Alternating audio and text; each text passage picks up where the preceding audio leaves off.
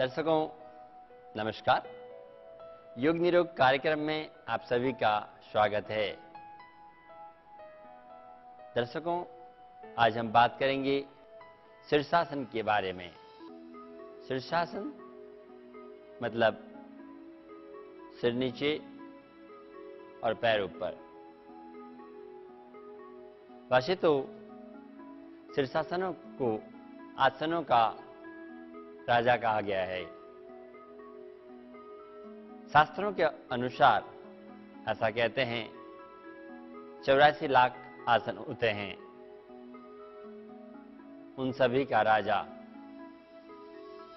मतलब कितना महत्वपूर्ण है शीर्षासन, आप सोच सकते हैं।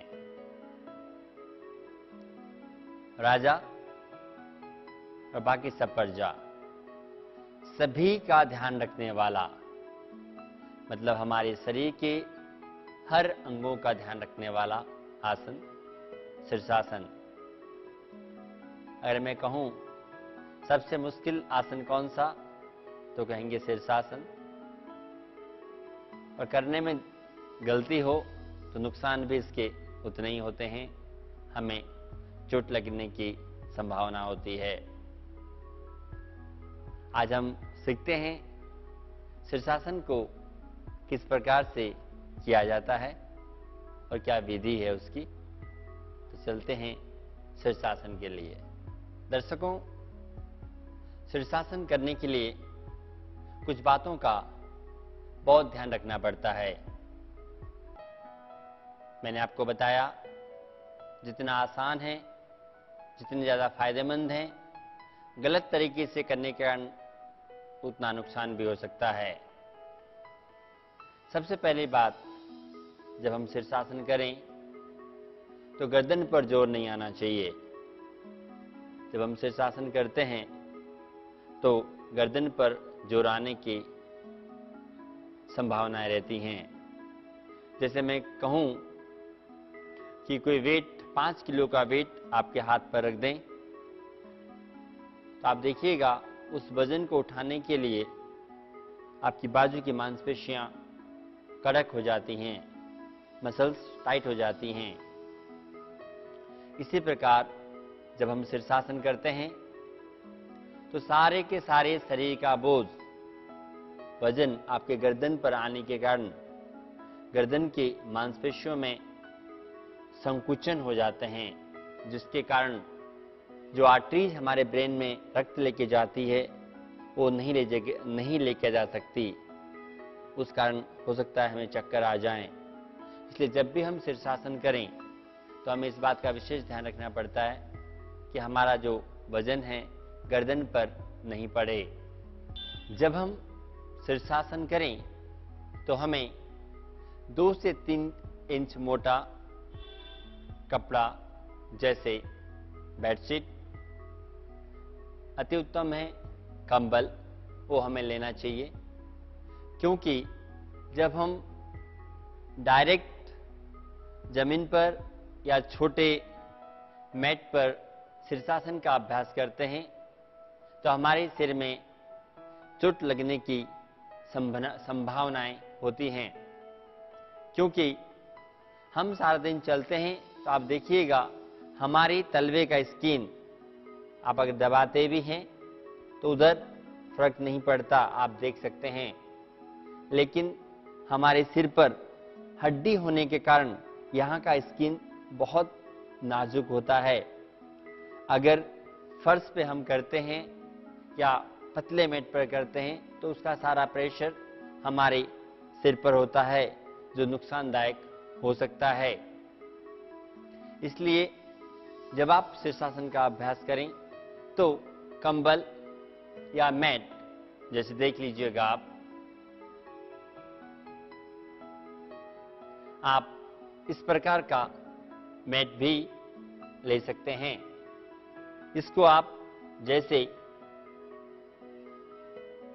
आपने फोल्ड किया, आपने 4 फोल्ड किया, उसके बाद देखें ये बहुत कंफर्टेबल है। इसका विशेष ध्यान रखें, जब भी आप शीर्षासन करें तो इस प्रकार का मैट आपको जरूर लेना चाहिए। जब हम शीर्षासन करते हैं तब मैट आप इस प्रकार रखें कि जो आपका हाथ है इस प्रकार से